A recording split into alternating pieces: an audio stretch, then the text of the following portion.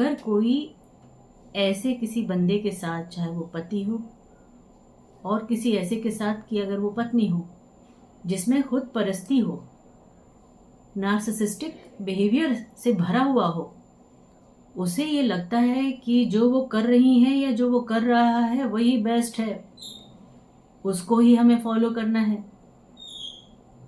उन्होंने कहा खड़े हो जाओ तो खड़े हो जाओ, उन्होंने कहा बैठ जाओ तो बैठ जाओ, उन्होंने कहा बस ये रात है तो आपको कहना है रात है, और अगर उन्होंने कहा दिन है तो कह दीजिए दिन है, और अगर आपने ऐसा सब किया तो वो आपसे खुश हैं, नहीं तो आप किसी काम के नहीं हैं, किसी काम की नहीं है, आपको बेकार ढोया जा रहा है, आपको किसी तरह से वो खुश न रखने वाले हैं, ना आप उनसे खुश होने वाली हैं, ना आप उनसे खुश होने वाले हैं।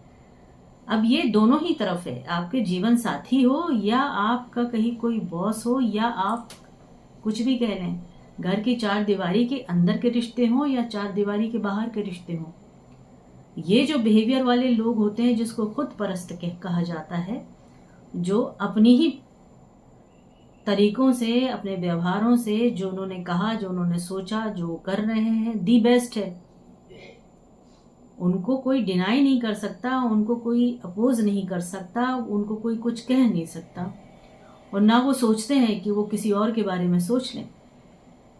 तो एक सवाल आया कि उनके जो हस्बैंड हैं वो ऐसे ही हैं, तो वो कैसे जिए उनके साथ, क्योंकि शादी हो चुकी है, वक्त गुजर गया है, और हम में से परसेंटेज देखा जाए तो थोड़ा थोड़ा परसेंट तो सब में होता है, जिसको हम सेल्फ ईगो भी कहते हैं, हम अपना कहना चाहिए कि हमारा व्यक्तित्व भी कहते हैं। लेकिन अगर यही पैरामीटर में ज़्यादा स्ट्रांग हो जाए, 95% हो जाए, तो ऐसे लोग तो भयंकर होते हैं, इनके साथ जीना, इनके साथ रहना बड़ा मुश्किल होता है, और ये मुश्किल से सामना वो कर रही हैं। तो उनका सवाल यही है कि अगर कोई आप ऐसे व्यक्ति के साथ जुड़े हुए हैं जिससे आप पीछा ही नहीं छुड़ाना चाहते, क्योंकि आप छुड़ा ही नहीं सकते हैं, आप किस बल पे छुड़ाएं, क्योंकि मैं इस लायक नहीं हूं, कोशिश तो मेरी है, मेरी चाहत भी यही है कि इनको निकाल के बाहर करूं या मैं खुद अलग हो जाऊं। लेकिन कभी कभी ये होता है कि हम उस कश्मकश में होते हैं कि ना हम सामने वाले को निकाल सकते हैं, ना हम खुद निकल सकते हैं, क्योंकि हमारी जिंदगी एक दूसरे से जुड़ी होती है। तो क्या करें? देखिए, तब हमें, मुझे लगता है कि तब ये मान लेना चाहिए कि हर कोई अपने किस्मत से जो कर रहा है, अपने कर्मों का घड़ा जो भर रहा है, वो एक दिन तो फूटने वाला है। उसको अभी एहसास नहीं है कि वो क्या कर रहा है, उसको नहीं पता कि वो कितना उल्टे काम कर रहा है, ये सब नोट डाउन हो रहा है।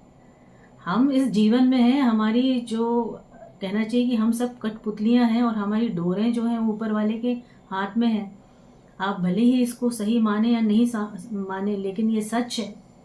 तो वो जो ऐसा व्यक्ति है, उसके साथ अगर हम जुड़ गए हैं तो हम तो उसका टेस्ट पेपर है भाई। वो जिस तरह से हमको जीवन में हमारे साथ जो कुछ भी कर रहा है, उसका सिला उसको मिलने वाला है। आपका वक्त बुरा है, लेकिन उस वक्त को अच्छा बनाने के लिए आप जितना हो सके उस आदमी के बारे में बात करना बंद कर दीजिए। अगर लेडी है, आपकी पत्नी है, या कोई भी घर की महिला है, या कोई भी घर का मेल मेंबर है, ऐसे व्यक्ति के बारे में बात करना एकदम बंद कर दीजिए। जब बातें नहीं होंगी तो वो चर्चा का विषय नहीं बनेगा, उसका जिक्र नहीं होगा, तो वाइब्रेशन नहीं क्रिएट होगा। क्योंकि जब हम जिसका नाम लेना कम कर देते हैं, उसके बारे में सोचना कम कर देते हैं, तो उसका जो पावर है वो अपने आप ही कम हो जाता है। तो पहली बात तो, अगर आपके पतिदेव हैं तो उनके बारे में बात करना बंद कर दीजिए, उनके बारे में सोचना बंद कर दीजिए। आप अपने काम करिए, अपना कर्तव्य निभाइए, शांति से अपने आप को बिजी कर लीजिए।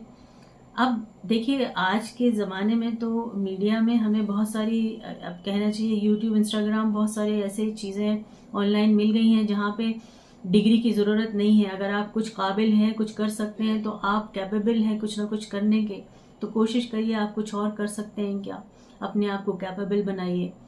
आश्रित रहेंगे तो आप गुलाम रहेंगे, आश्रित नहीं रहना है ना।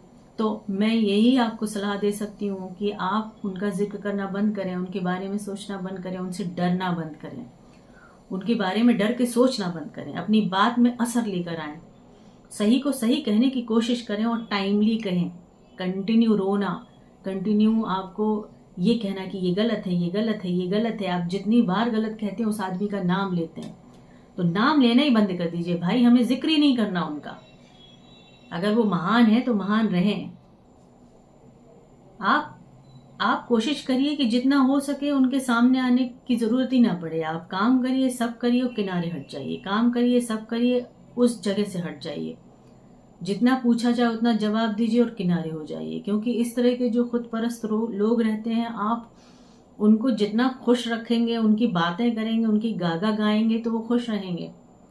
लेकिन वो क्या करेंगे, वो वही करेंगे जो उनकी आदत में शुमार है। वो आपको सुख नहीं देंगे, वो आपको लथाड़ देंगे, वो आपकी नेगेटिविटी को सामने लेकर आएंगे। आपको क्या आता है उसका जिक्र तो नहीं होने वाला है। आपको क्या नहीं आता है, आपने क्या नहीं किया, आपको ये नहीं आता है, वो नहीं आता है, किसी लायक नहीं हो, बस आप वो सुनेंगे। तो सिंपल सी चीज़ है, मुद्दे की बात है। ऐसे जो लोग हैं वो हर जगह पाए जाते हैं, चाहे मेल हो चाहे फीमेल हो। इसमें मतलब ऐसा ही नहीं है कि सब मेलों में ही ये क्वालिटी पाई जाती है, औरतों में भी पाई जाती है। तो उनसे बचने का सेम तरीका है। आप रिश्तों को बिगाड़ के उनसे कट ऑफ नहीं कर सकते हैं। कुछ रिश्ते ऐसे होते हैं कि आपके सर पे होते हैं, आप उनसे नहीं हट सकते हैं। और कुछ रिश्ते बाहर भी ऐसे होते हैं कि आप कहाँ भाग कर जाएंगे, आपको तो सहना ही है। तो सहना ऐसा ही है कि बात करना उनके बारे में बंद कर दीजिए। जितना हो सके डिस्टेंस बना के रहिए, अपना काम करिए, अपनी काबिलियत को इन्हांस करिए, जो आता है उससे और बेहतर करने की कोशिश करिए, इंडिपेंडेंट होने की कोशिश करिए, अपने खर्चों को खुद पूरा करने की कोशिश करिए, और खर्चे अगर ज़्यादा हो तो कम करने की कोशिश करिए।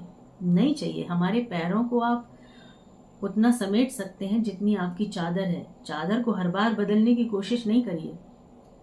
ऐसे लोगों से निपटना थोड़ा सा मुश्किल होता है, बट कोशिश करनी होगी। हम भाग नहीं सकते हैं, हम सब निकल के कहीं भाग के नहीं जा सकते हैं। इनका सामना जब आप करेंगे तभी इनसे बचेंगे।